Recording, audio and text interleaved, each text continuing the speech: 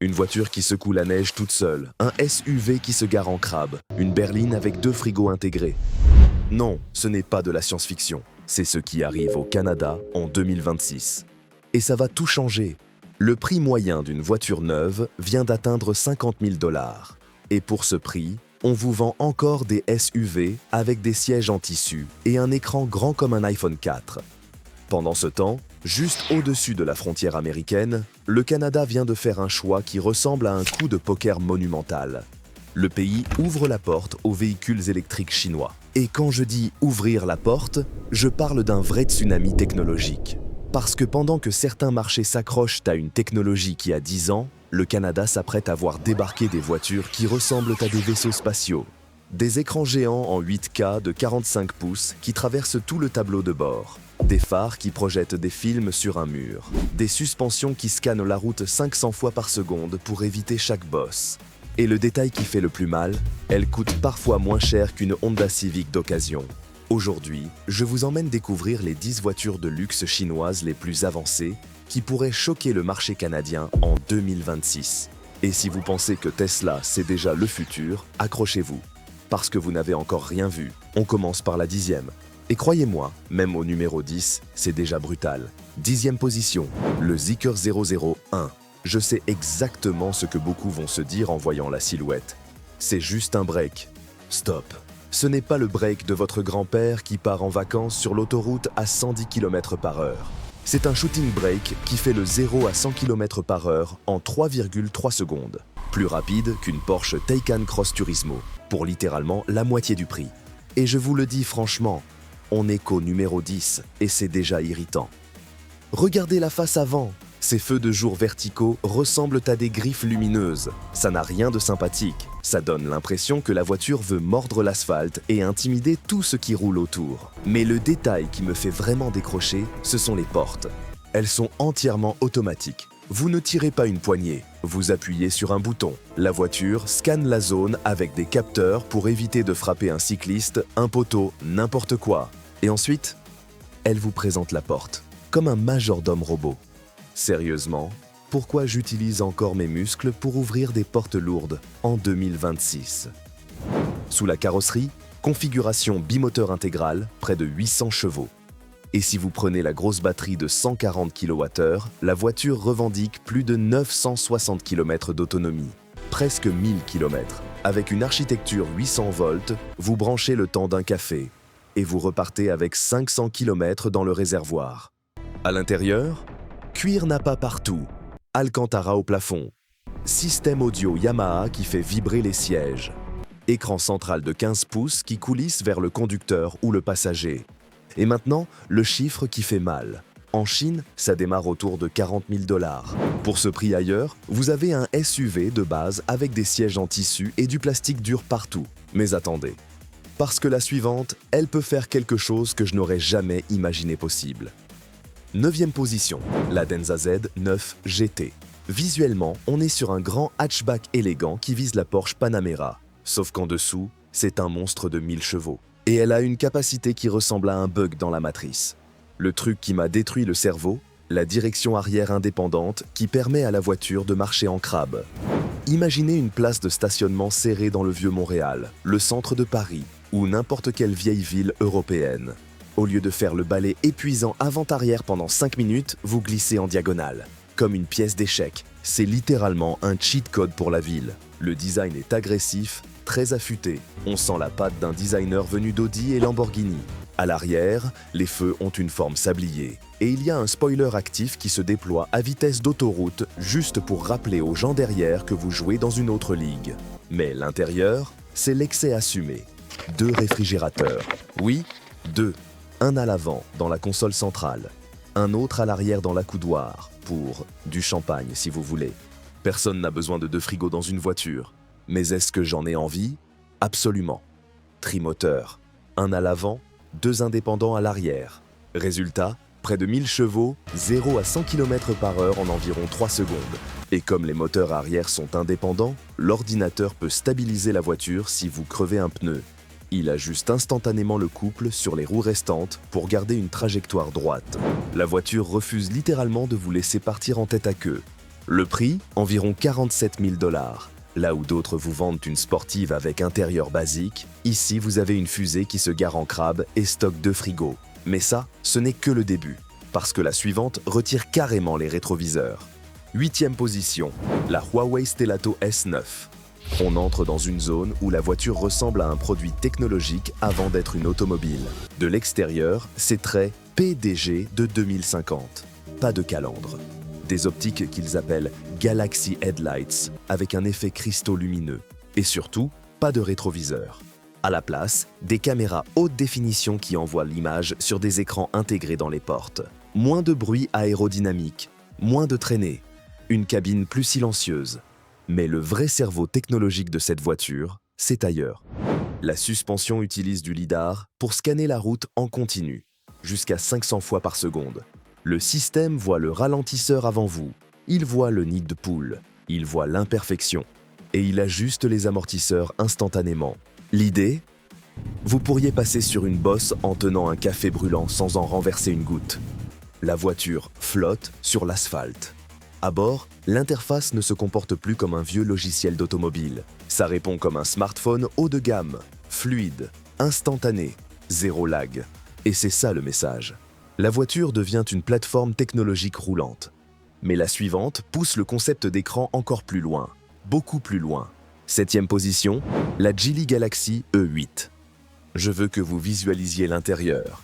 Un écran de 45 pouces, en 8K, en une seule pièce de verre incurvée, qui traverse tout le tableau de bord. Pas de séparation, pas de coupure, juste des pixels d'une porte à l'autre. Même beaucoup de téléviseurs de salon n'ont pas ce niveau d'intégration. Et vous êtes dans une voiture. De l'extérieur, c'est un exercice d'aérodynamisme poussé à l'extrême. Coefficient de traînée annoncé à 0,199. C'est l'un des meilleurs chiffres du marché automobile mondial. La calandre est plus un motif lumineux qu'une entrée d'air. Les flancs sont lisses, poignées affleurantes, lignes ultra propres. Performance, 0 à 100 km/h en 3,4 secondes selon version. Architecture 800 volts. Et une recharge express qui fait mal. 5 minutes branchées et vous récupérez plus de 160 km d'autonomie. 5 minutes, le temps d'aller aux toilettes dans une station-service. Et le cerveau de la voiture ?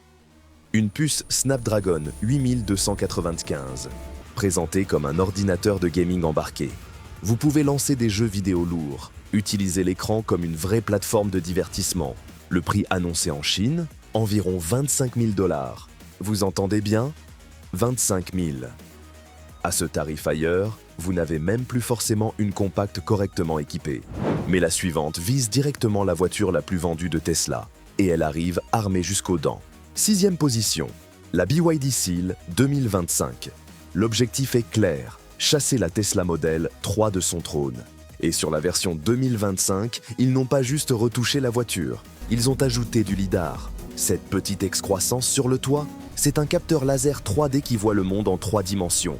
Pendant que certains constructeurs retirent des capteurs pour économiser de l'argent, BYD fait l'inverse, ils en ajoutent. Esthétiquement, style Ocean, avec des signatures lumineuses inspirées de vagues. Nouvelle peinture, Sky Purple. Nouvelle jante, feu arrière en matrice de points façon goutte d'eau. Et un point sur lequel beaucoup vont tiquer. La qualité d'assemblage est décrite comme extrêmement serrée. Jeu de carrosserie quasi inexistant. Sous la carrosserie, e-Platform 3.0 Evo. Architecture 800 volts. Recharge 10 à 80% en environ 25 minutes. Version bimoteur, 0 à 100 km/h en 3,8 secondes. Et la batterie Blade, la technologie propriétaire de BYD, est présentée comme ultra sûre, capable d'encaisser des abus extrêmes sans partir en feu. Le prix en Chine, autour de 25 000 $ au départ. Même la version très équipée reste sous 35 000 $. À certains tarifs ailleurs, vous achetez une berline de base avec des enjoliveurs en plastique. Mais la suivante fait quelque chose qu'aucune voiture normale ne devrait pouvoir faire. 5e position, l'IM Motors L7. La fonctionnalité porte un nom, Snake Mode.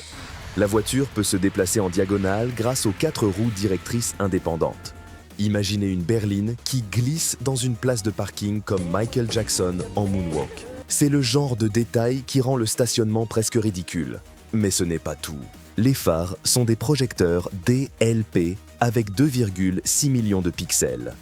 Comme un cinéma, la voiture peut projeter un passage piéton lumineux sur l'asphalte pour guider un piéton dans le noir. Elle communique avec la lumière. Et à l'arrière, la barre lumineuse est programmable. Vous tapez un message, il défile derrière vous, visible par la voiture suivante. Merci de laisser passer. Désolé. Joyeux anniversaire. Votre voiture peut littéralement parler aux autres conducteurs. Le châssis a été développé avec Williams Advanced Engineering, l'équipe de Formule 1. Ça veut dire qu'on n'est pas sur un gadget technologique mou. Ça doit conduire. On annonce 570 chevaux, 0 à 100 km/h en moins de 3,9 secondes. Et dedans, un écran de 39 pouces en 4K. Le détail théâtral? En mode sport, l'écran peut descendre dans le tableau de bord pour dégager complètement la vue. Prix annoncé, autour de 42 000 $. Mais accrochez-vous, parce qu'à partir de maintenant, on entre dans une autre dimension. 4e position, la Yangwang U7. On passe dans la catégorie « ça fait peur ». On parle d'environ 1300 chevaux, 0 à 100 km/h en 2,9 secondes. Oui, une berline de luxe qui a plus de puissance qu'une Bugatti Veyron. Sur le papier, laissez ça infuser 2 secondes. Mais le vrai délire, c'est la suspension. Un système actif qui réagit tellement vite que la voiture peut danser au-dessus des imperfections. Et même, selon la description officielle, lever une roue pour éviter un choc latéral. Vous avez bien entendu, elle peut soulever un coin de la voiture pour éviter un impact. Plateforme à 4 moteurs indépendants, un par roue. Et l'argument sécurité revient, crevaison à vitesse élevée, l'ordinateur rééquilibre instantanément le couple pour stabiliser le comportement. Vous perdez un pneu à 120 km/h, la voiture compense. Prix attendu, environ 140 000 $. C'est cher.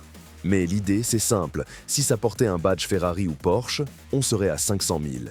Mais la suivante fait un choix de design tellement radical que ça choque rien qu'en la voyant. 3e position, l'Avatar 12. Celle-là, elle choque avec un seul détail, pas de vitre arrière. À la place de la lunette, de la tôle. Et un système de caméra haute définition pour la vision arrière, ça donne un look de capsule blindée sorti tout droit d'un univers cyberpunk.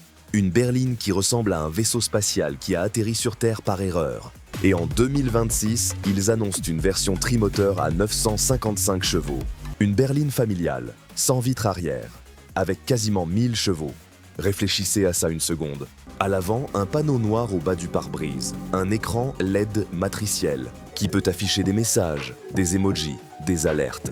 Une voiture qui parle visuellement au monde extérieur. Performance, 0 à 100 km/h autour de 2,9 secondes pour la version GT. Architecture 800 volts. Recharge 30 à 80% en environ 10 minutes selon la description.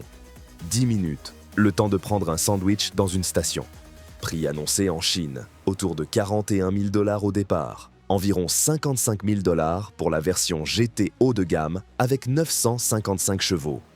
Pour ce prix, ailleurs vous avez une berline premium de base. Mais maintenant, on arrive aux 2 dernières. Et là, on entre dans le territoire du délire complet. 2e position, la NIO ET9. On arrive au gadget le plus humiliant de toute la liste, Skyride. La voiture peut secouer la neige hors de sa carrosserie, littéralement. Vous appuyez sur un bouton dans l'application. La suspension active fait vibrer toute la caisse à haute fréquence. Et la neige tombe. Pendant que d'autres grattent à la raclette à 6 h du matin dans le froid, mains gelées, en retard au travail, vous appuyez sur un bouton. Et la voiture fait le boulot. Design, feu de jour double trait façon laser, capteur visible au-dessus du pare-brise avec lidar et caméra multiples. Elle porte ses capteurs comme une couronne technologique. Gabarit 5,3 mètres de long, jantes de 23 pouces et détail façon Rolls-Royce. Le logo au centre des jantes reste toujours droit pendant que la roue tourne. Le gros point technique, architecture 900 volts, annoncée comme la première mass-produced au monde. Charge jusqu'à 600 kW. En clair, environ 160 km récupérés en 5 minutes. 5 minutes. À l'intérieur, l'arrière est pensé comme une première classe aérienne. Siège inclinable à 45 degrés. Tablette stabilisée gyroscopiquement qui reste horizontale même dans les virages. Suspension active qui efface littéralement les bosses avant que vous les sentiez. Toit panoramique en 2 parties avec éclairage d'ambiance lounge. Prix annoncé autour de 112 000 $. c'est premium. Mais pour une voiture qui secoue la neige toute seule et charge en 5 minutes, certains vont trouver ça raisonnable. Mais maintenant, on arrive à la numéro 1. Et celle-là vise directement Rolls-Royce, dans la gorge. Première position, la Maestro S800, le Rolls-Royce Killer dans toute sa splendeur. Plafond ciel étoilé façon Rolls-Royce, mais avec une variation dynamique qui respire et se synchronise à la musique via intelligence artificielle. Les étoiles bougent, elles pulsent, elles réagissent. Les phares, 1296 micro-LED et par optique. Effet diamant, lumineux. Calandre imposante, présence de coffre-fort roulant, gabarit, presque 5,5 mètres de long. Plus long qu'une Mercedes classe S, empattement long. Peinture biton, poignée de porte Star Picking, avec fibres optiques qui éclairent votre main quand vous approchez pour ouvrir. À l'arrière, feu, Nebula Canvas, avec effet holographique. Pas d'échappement. Elle glisse en silence absolu. Côté mécanique, version trimoteur avec prolongateur d'autonomie. Environ 850 chevaux. Et surtout, autonomie totale de plus de 1200 km avec charge complète, plus plein d'essence du prolongateur. 1200 km. Vous pouvez traverser la France du Nord au Sud sans vous arrêter. Conduite assistée, Huawei ADS 4.0. 36 capteurs dont un lidar haute résolution. Capable de gérer des zones de travaux, des ruelles étroites, du trafic dense urbain, sans toucher le volant. À l'arrière, ce n'est plus une banquette, c'est une suite. Siège, zéro gravité, en cuir haut de gamme. Position, sommeil complète, repose-pied chauffant et massant. Commande via écran OLED détachable dans les accoudoirs. Un réfrigérateur bitempérature de -6 degrés Celsius à 50 degrés Celsius. Vous pouvez garder de la glace et un plat chaud dans le même frigo. Et le système audio, 43 haut-parleurs, 2920 watts. Technologie de zone sonore, une barrière acoustique d'environ 30 décibels entre l'avant et l'arrière. Le conducteur peut écouter la radio à volume normal, pendant que vous dormez dans le silence complet à l'arrière. Et même des excités 4D dans les sièges pour ressentir physiquement les basses et l'action des films sur l'écran de projection rétractable de 40 pouces. Prix annoncé, jusqu'à environ 140 000 $ en version ultime. Et maintenant, la comparaison qui fait tout basculer. Une Rolls-Royce Ghost commence autour de 350 000 $. Ici, la promesse, c'est plus de technologie, autant de luxe, pour une fraction du prix. Et maintenant, la vraie question. Celle qui reste quand on a tout vu. Si vous aviez le choix, sans contrainte géographique, sans question de badge ou de prestige, vous prenez quoi? La NIOET 9 qui secoue la neige toute seule comme un chien mouillé? La Denza Z9 GT avec ses 2 frigos et son mode crabe pour se garer en diagonale? Ou la Maestro S800 et son ciel étoilé vivant comme une limousine venue directement du futur? Moi, ce que je vois, c'est un basculement complet. Ce n'est pas l'écart technologique se réduit progressivement, c'est l'écart a disparu. Et dans certains domaines, écran, capteur, recharge, fonctionnalité, les Chinois ont carrément 2 ou 3 ans d'avance. Le Canada, en ouvrant sa porte à ces voitures, s'apprête peut-être à devenir le premier marché occidental à le ressentir en pleine face. Et si ça marche là-bas, si les consommateurs adorent, si les ventes explosent, combien de temps avant que l'Europe suive? Avant que d'autres marchés craquent et ouvrent leurs portes aussi. Parce que la vraie question n'est plus « est-ce que ces voitures sont bonnes ?» La vraie question c'est « est-ce que les constructeurs traditionnels peuvent encore rattraper leur retard ?» Et honnêtement, après avoir vu ces 10 voitures, je ne suis plus sûr de la réponse. Dites-moi en commentaire, laquelle de ces 10 voitures vous choquait le plus? Et seriez-vous prêt à acheter chinois si ça arrivait dans votre pays? Abonnez-vous si vous voulez voir d'autres vidéos sur les voitures qui vont redéfinir l'industrie automobile. Likez si cette vidéo vous a ouvert les yeux sur ce qui arrive. Et préparez-vous, parce que le futur de l'automobile ne se passe plus où vous le pensiez. Il se passe en Chine, et il arrive.